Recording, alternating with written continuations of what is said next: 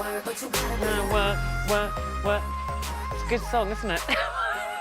Yes, it is. Did you just say to me, or did I imagine it, Tom Cruise invited you out for lunch? Yes, me and yes, Camila, there, she's having it over there. Hello, oh, you'll see it all in a Camila. minute. Yes, girl. But yeah, he did actually. You've scared her away now, I know, haven't you? She's gone. No, I did the Oblivion premiere years ago, and the first question I asked him... I would love to not have shoes on. Basically... Camille. Oh, she's very... No, wait a minute, let's get this straight. Do we... Look at her, look! Putting my shoes on. Putting her shoes on. Yeah. That was very Better go to work, girl. They're high shoes. Yes. We've got to get this right. Is she Camila? Camilla. And don't mess it up. Can you hear me? Don't, Yes. yes. Oh, Yes, okay. we I can thought hear it was you. just a silent thing. That's why I was like... Very good at miming. Camila. That's You very guys have good. nice cookies. Don't eat them, they're just for show. If you eat it, you replace it.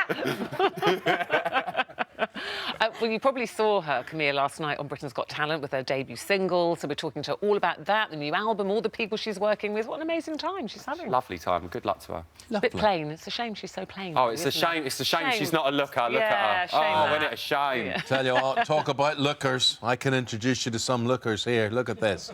He's good. Four of them there today. We were just saying how lovely she seems. What a nice girl. Yes, She's yeah. really, really nice. Right, we've got, yeah. Now then, she found fame on the American X Factor and together with her bandmates became one of the country's biggest girl bands. But just 5 months ago, Camila Cabello left it all behind, walked away from Fifth Harmony and started this brand new adventure of a solo career. Yeah, but you may think, well, that's the end of her. That's the last we'll see of her. You would be so wrong. She is back with a bang. Give it to me, I'm worth it. Baby, I'm worth it. I'm worth it. Give me, I'm worth it. You don't gotta go to work, but you gotta put in work. What you waiting for? That's my girl. That's my girl. That's my girl.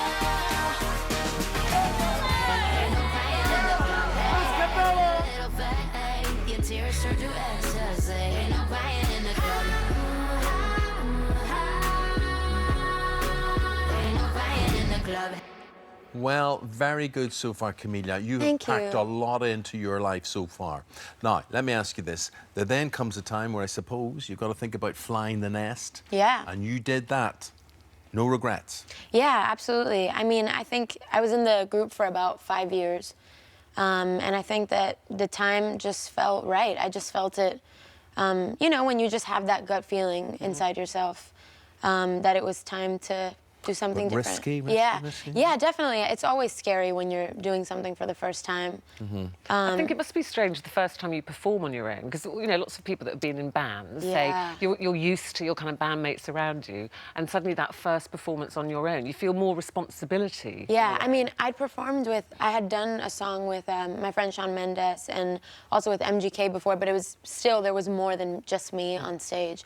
But the first time that it was like just me was Billboards, which I was shaking in my boots, not gonna lie. It was, yeah, it was pretty nerve-wracking. And then yesterday I did Britain's Got Talent, which was myself, because there was not even dancers. No dancers, So yeah, nothing. Actually, it looked fantastic. Thank you. That set was incredible. Thank you. I had a lot of fun. Yeah. But, you know, it is amazing there, because when you look at a talent show like that, and we're going back only, what, 4 years or so ago? 5, yeah. For X Factor in America? Yeah. I mean, you were the one who was being judged. I know. I was 15 and a little baby. But yeah, it was crazy.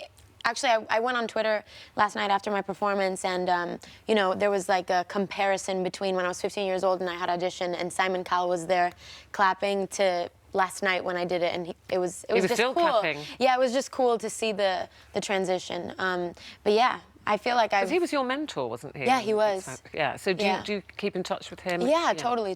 But it was cool to, you know, see that kind of turnaround, full circle moment. So the single is Crying in the Club that we Yes. saw you last night. There's an album to come later in the year. Yes. So this is all your work. Yes. This is you from your heart. Yeah. What's it all about, the album? So the album is called The Hurting, The Healing, The Loving. I said that really fast. The Hurting, The Healing, The Loving. It's quite profound. Yeah. Yeah, it's basically about the past couple years that I had experienced I just went through like a low point emotionally. And through this writing process and through making this album, I feel like I was able to reconnect with myself and find myself again. Because I started writing when I was on tour with the band. I would just write in like hotel bathrooms. And it was always just to kind of hear my own thoughts and to just kind of express whatever I was feeling at the time. And I felt like with this album, I feel like I went back to that 16-year-old girl that was just doing it to... So it's cathartic. Exactly. Kind of Well, get I it have out. to say the reviews for Crying in the Club have been superb. When I say that, I mean my wife likes it. She does. That's all that matters. Well, she sits in the car, she has the radio on, maybe quite inappropriately. But Ruthie, what's your No, analysis? I love it, and it's a really interesting song, isn't Thank it? you. And I loved your performance last night, and you look amazing, of course. And I love the fact that you wrote it as well. I mean, you co-wrote this one with Siga, Yeah, I think. well, actually, this one was basically, I had heard a demo from Sia and Benny Blanco. And so basically, this was the kind of song that, basically, if you see the music video, I have another song at the beginning called I Have Questions. And I had been like 60% into writing the album, and I felt like Crying in the Club, this demo came along that Sia and Benny did, and I was like, this fits perfectly into the healing part, into that like cathartic kind of brushing the pain away part. And so I heard the demo, I fell in love with it, and I added my bit to it, and that's how Crying in the Club happened. Well, you talk there about crying, you talk about healing, you talk about pain, and there's been so much of that in this country Oh my God, yeah. over the last week. And you know Ariana, don't you? Yeah. Yeah? Yeah, I spoke to her after that happened. I'm so sorry. I can't even imagine. Oh, How it's was she just- when you spoke to her? You know, obviously shaken up. There's no way to, I mean, what can you say even to... What she's saying now, which is great, that she's going back to Manchester, which in itself Oh my must God. to confront that and face that. And those families, all those families, amazing people who were there that night, and they're going to come along to this new concert on Sunday. And it's a lot of people are facing up to their pain, they're hurting, they're crying, and most of all, that word that you used, you're healing. Absolutely, yeah. We were just talking about it in the car, about that concert, and I feel like, you know, it's horrible that it takes that for, you know, sometimes for people to come together like that.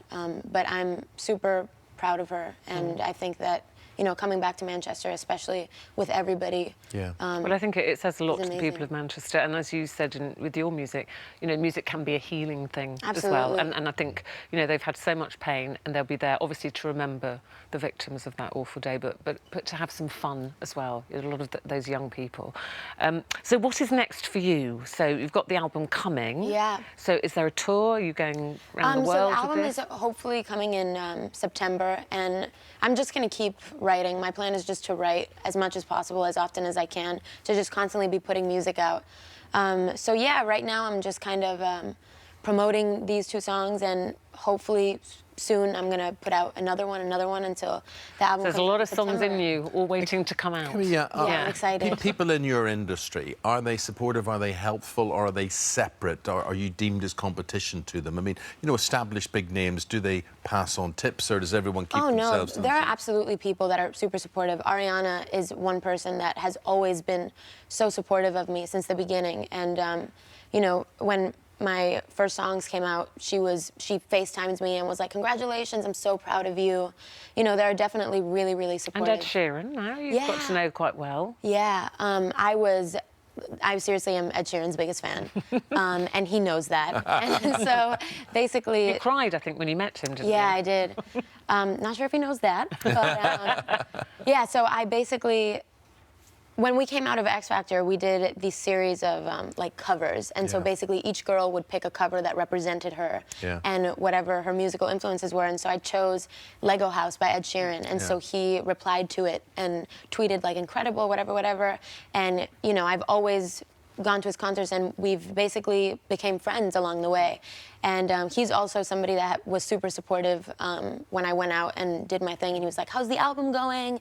And he sent me a song that he wrote with me in mind. Well, that's lovely, because Wow. there's a beauty to what he does, isn't Oh there? my God. And he's got an incredible story, hasn't he? Yeah. How he started. And... Yeah, And absolutely. will you record that song, do you think? Yeah, so I did. I rewrote some lyrics, and I recorded it, so hopefully I love people that. know that too. It's good, Ed, but I've rewritten a few of the No, lyrics. but you're making Oh, it no, no, personal. he's amazing. Yeah, He's- I mean, that's bespoke now to you. Yeah, Yeah, that's exactly. incredible. But he's incredible.